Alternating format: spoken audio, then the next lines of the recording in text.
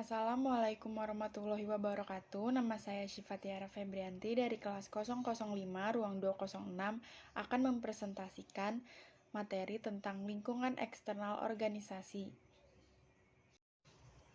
Pada materi ini saya akan membahas memahami lingkungan eksternal organisasi, menganalisa lingkungan eksternal organisasi, macam-macam lingkungan eksternal, faktor eksternal yang mempengaruhi bisnis atau penjualan, mengapa perusahaan perlu melakukan analisis lingkungan eksternal, langkah-langkah analisis lingkungan eksternal, strategi menghadapi lingkungan, 5 kekuatan kompetisi, dan yang terakhir kesimpulan. Lingkungan eksternal organisasi. Lingkungan eksternal terdiri atas unsur-unsur di luar organisasi yang sebagian besar tidak dapat dikendalikan dan berpengaruh dalam pembuatan keputusan oleh manajer.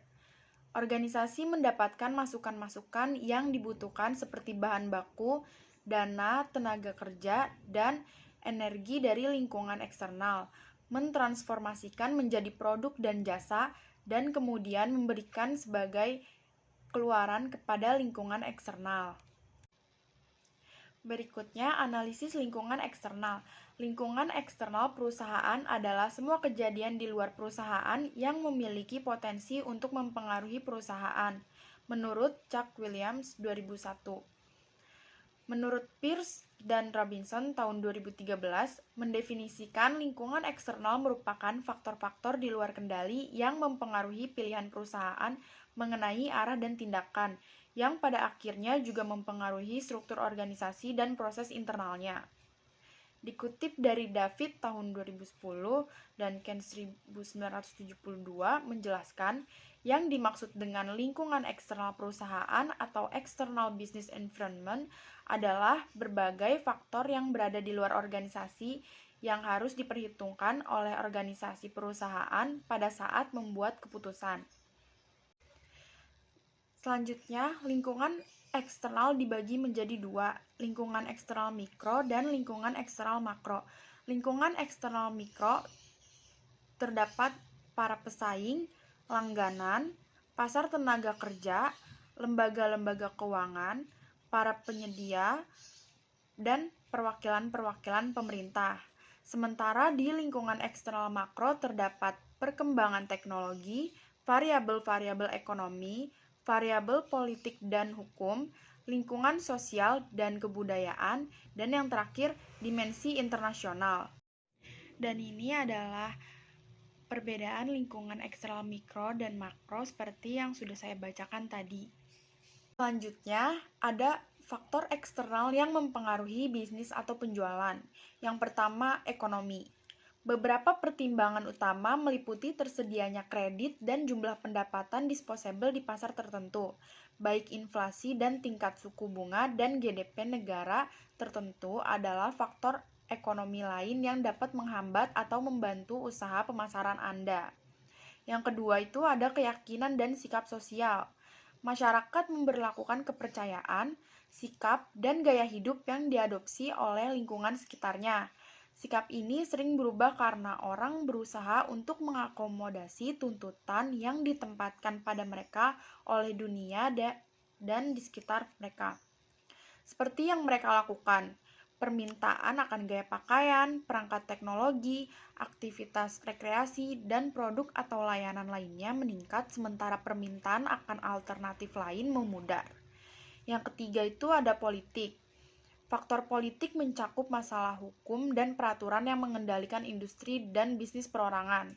Ada beberapa masalah yang perlu dipertimbangkan di sini termasuk keputusan fair trade, undang-undang anti monopoli, pajak, upah, dan kegiatan pemerintah lainnya yang dirancang untuk melindungi kelas yang berbeda dalam masyarakat.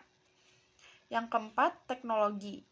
Perusahaan terbaik tetap berada di atas perubahan teknologi dan menggunakannya untuk mendapatkan lebih banyak pekerjaan dalam periode waktu yang lebih singkat.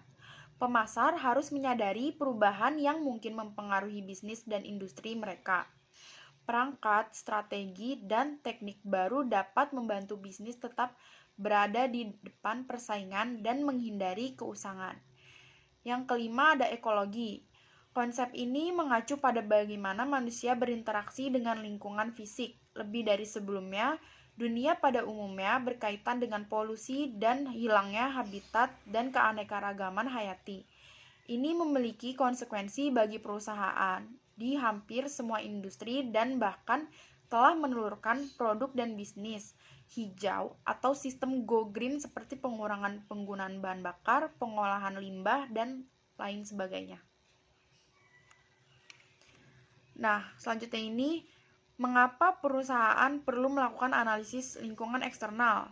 Analisis lingkungan eksternal perlu dilakukan untuk mengidentifikasi peluang-peluang dan ancaman-ancaman besar yang dihadapi suatu organisasi terhadap perubahan lingkungan eksternal perusahaan sehingga manajer dapat merumuskan strategi guna mengambil keuntungan dari berbagai peluang tersebut dan menghindar atau meminimalkan dampak dari ancaman potensial yang muncul. Berikut ini adalah langkah-langkah analisis lingkungan eksternal. Proses analisis lingkungan eksternal harus dilakukan dengan dasar yang berkelanjutan. Proses ini meliputi 4 kegiatan. Yang pertama ada scanning, monitoring, forecasting, dan assessing. Scanning itu mengidentifikasi tanda-tanda awal perubahan lingkungan dan tren. Yang kedua, monitoring, menemukan arti melalui observasi secara terus-menerus terhadap perubahan lingkungan dan tren. Yang ketiga, forecasting, membuat proyeksi perkiraan hasil berdasarkan perubahan dan tren yang dimonitor. Yang keempat, assessing, menentukan waktu dan arti penting perubahan lingkungan dan tren terhadap strategi dan manajemen perusahaan.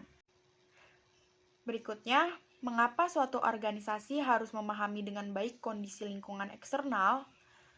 Yaitu untuk menyelidiki kondisi masa depan berlingkungan organisasi dan kemudian mencoba memasukkannya ke dalam pengambilan keputusan organisasi. Jika kita tidak mengetahui siapa yang menjadi musuh kita di luar sana, maka kita harus pahami dulu organisasi kita. Selanjutnya, cara yang paling penting bagi manajer untuk menyesuaikan dengan lingkungan eksternal, yaitu dengan lingkungan eksternal adalah melalui pengembangan dan implementasi rencana-rencana bagi organisasi. Manajer harus menghadapi situasi dan kondisi yang sangat sulit, yaitu seperti karena naik turunnya perkembangan ekonomi, pesatnya perkembangan teknologi yang perbaikan dan inovasi produksi serta produk, perubahan perilaku konsumen, dan yang terakhir peraturan-peraturan pemerintah yang selalu diperbaharui. Nah, selanjutnya ini ada strategi menghadapi lingkungan. Ada 3 strategi. Itu pertama, mempengaruhi lingkungan langsung. Misal, melobi pemerintah, menggunakan iklan dan promosi untuk mengubah perilaku konsumen. Yang kedua, memonitor lingkungan tidak langsung. Misalnya, mengamati perubahan variabel demografis, sosial, dan ekonomi. Yang ketiga, menyesuaikan diri terhadap lingkungan. Misalnya, mengubah desain organisasi agar sesuai dengan lingkungannya. Kemudian di sini ada 5 kekuatan kompetisi. Yang pertama itu halangan masuk produk atau barrier to entry. Yang kedua, pemasok. Yang ketiga, pembeli. Yang keempat, ancaman substitusi. Dan yang terakhir, pesaing di industri. Kesimpulan pada materi ini adalah dalam sebuah perusahaan, kita haruslah seimbang dalam memahami antara lingkungan internal maupun eksternal. Karena dengan perkembangan teknologi dapat mempengaruhi lingkungan eksternal baik melalui lingkungan ekstern mikro dan lingkungan ekstern makro. Begitu juga dengan pengaruhnya terhadap perusahaan dan itu sangat bergantung kita menyikapinya dalam etika seorang pimpinan. Sekian materi yang saya sampaikan. Kurang lebihnya mohon maaf. Wassalamualaikum warahmatullahi wabarakatuh. Terima kasih.